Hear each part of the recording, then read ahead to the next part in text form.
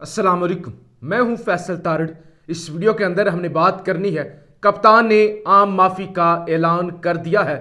General Syed Asim Munir کی طرف دوستی کا ہاتھ بھی بڑھا دیا ہے۔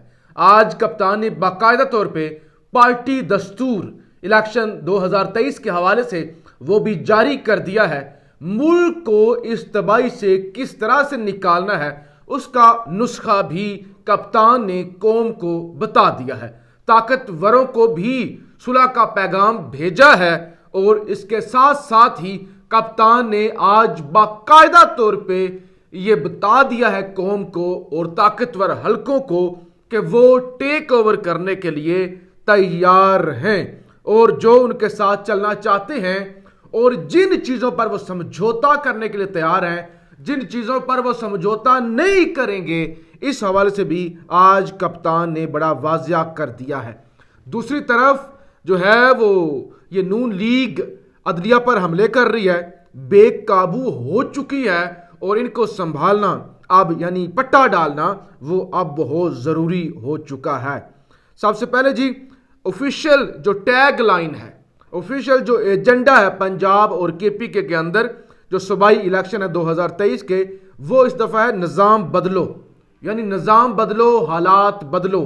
نظام کی تبدیلی کا پہلی دفعہ پی ٹی آئی نے نعرہ لگایا ہے۔ حالانکہ تبدیلی کا نعرہ تو لگتا تھا، لیکن اب نظام کی تبدیلی کا نعرہ پی ٹی آئی کی جانب سے لگایا گیا۔ اور مجھے یاد ہے کہ 2012 کے اندر شاید 2011 کے اندر ہی، جب ہمیں اتنا کوئی سیاسی شعور نہیں تھا، ڈاکٹر طاہر القادری صاحب نے اس وقت ایک نعرہ لگایا تھا کہ سیاست نہیں، ریاست بچاؤ، نظام بدلو۔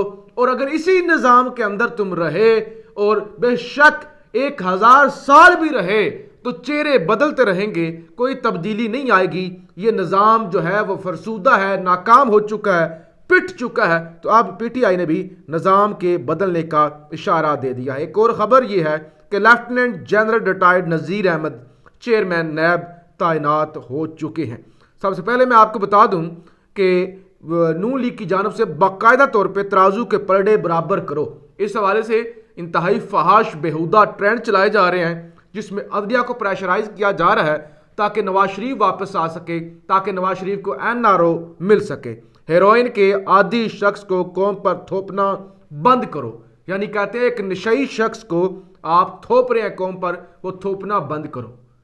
الزام لگا رہے ہیں عدلیہ پر کہ عدلیہ تھوپ رہی، یعنی عدلیہ نے فیصلہ دیا ہے اور اسی عدلیہ نے، اسی بینچ نے، بلکہ اسی میں سے کچھ لوگ تھے جنہوں نے عمران خان کے نکلنے کا حکم دیا تھا اور شہباز شریف اسی عدالتی فیصلے کے نتیجے میں آیا تھا۔ لیکن آج ایک میرٹ پہ فیصلہ آیا جس پر کوئی بھی قانون دان اعتراض نہیں کر رہا، چیلنج نہیں کر رہا، لیکن عدلیہ کے خلاف مہم جو ہے وہ چلائی جا رہی ہے۔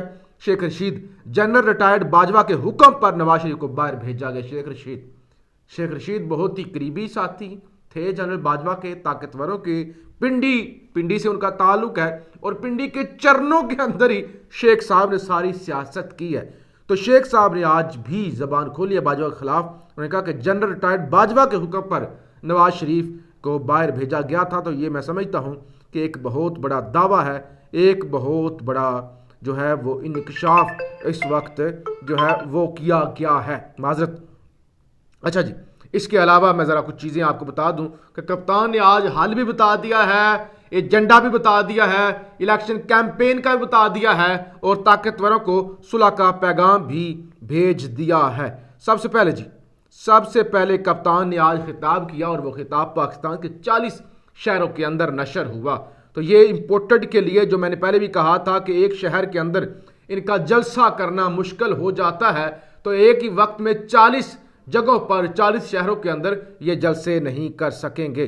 خان نے کہا کہ میرے اوپر اب تک 75 ایف آئی آرز کٹ چکی ہیں۔ ہمارے ایم پی اے کو اعظم سواتی پر تشدد کی ویڈیو دکھائی گئی۔ میں ارشد شریف کو کبھی نہیں بھولوں گا، ارشد شریف کے حوالے سے کمپرومائز نہیں کروں گا، ارشد شریف شہید کے حوالے سے میں کسی بھی صورت میں جھکوں گا نہیں، کمپرومائز نہیں کروں گا، بھولوں گا نہیں۔ یہ آج کپتان نے بڑا واضح جو ہے وہ پیغام دے دیا۔ کپتان نے کہا کہ ایجنسی کے سب سے خوفناک اور ظالم آدمی نے مجھے قتل کرنے کی साजिश की।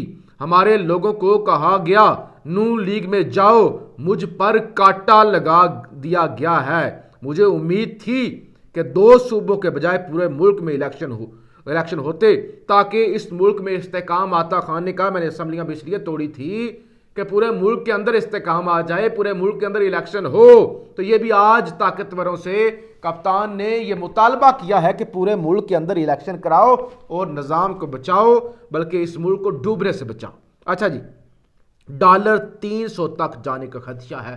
ये इमरान खान ने आज माशी इशारे और तमाम पर बात की उन्होंने कि हमारे दौर में मुर्गी 250 की थी, आज 750 की है। वो सारे रेट खान ने बताए और साथ ही खान ने यह भी कहा कि 300 तक डॉलर जाने का खदशा है।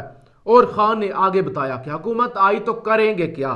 खान ने जो एक दस्तूर दिया, एक एजेंडा दिया, एक नुस्खा दिया मुल्क को बचाने का, हुकूमत आई तो आकर खर्चे कम करने हैं। ये जो भी ड्रामा रचा रहे हैं शहबाज शरीफ, 86 से 90 लोग हैं वो काबीना के अंदर और कहते हैं खर्चे हम भी कम करेंगे। खान का हुकूमत में आकर सही मानों में खर्चे कम करेंगे, मिनिस्ट्रियां और हुकूमत छोटी रखने की कोशिश करेंगे। हुकूमत में आकर इनकलाबी तब्दीलियां करनी होंगी, यानी बोल्ड डिसीजन लेने होंगे, बड़ी बड़ी तब्दीलियां करनी होंगी। खान ने कहा कि जो वह मुल्क चलाने के लिए एक्सपोर्टर्स को VIP बनाएंगे, यानी एक्सपोर्ट जो करते हैं जिनके जरिए मुल्क में डॉलर आते हैं। खान कहता है कि इन्होंने तो बड़े बड़े वो टाइकून्स को बनाया हुआ है ना VIP। हम सही मानों में उन लोगों की इज्जत देंगे जो पाकिस्तान में डॉलर लाते हैं। IT वो कहते हैं कि एक बहुत बड़ा शोबा है जिससे डॉलर भी आते हैं और फिर जो नौजवान हैं वो खुद कफील भी हो जाते हैं, पैसे भी आते हैं और एक बड़ी इंडस्ट्री है। IT को भी हम जो है वो उसके अंदर मजीद काम करेंगे, अपने एक्सपोर्टर्स को VIP बनाएंगे और इसी से हम दलदल से निकल सकते हैं। वो कहते हैं कि हम बहुत ज़्यादा पैसे पाम ऑयल खरीदने पर खर्च कर देते हैं, यानी डॉलर पाकिस्तान आने के बजाय बाहर जाते हैं। इस सिलसिले में उन्होंने कहा कि हमने जैतून लगाया और आज मुल्क भर में जैतून का इनकलाब आ चुका है। पाकिस्तान जो ये जो कुकिंग ऑयल है इसमें खुद कफील हो जाएगा और मजीद भी ऐसे हम हुकूमत में आके इक़दामात उठाएंगे। साथ ही कप्तान ने कहा कि इस तरह तो कोई दुश्मन भी नहीं कर सकता जो न्यूट्रल ने चोरों के साथ मिलकर किया।